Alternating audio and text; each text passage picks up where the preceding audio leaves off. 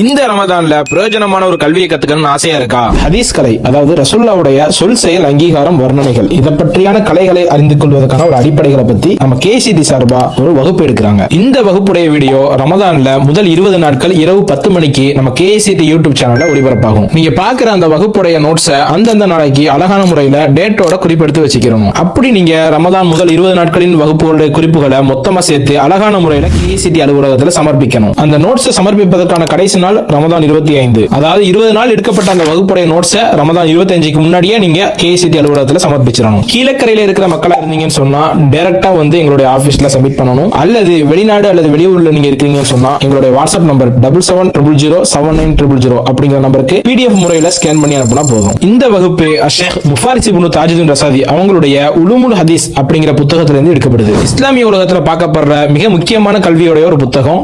Miss பண்ணிடாதீங்க.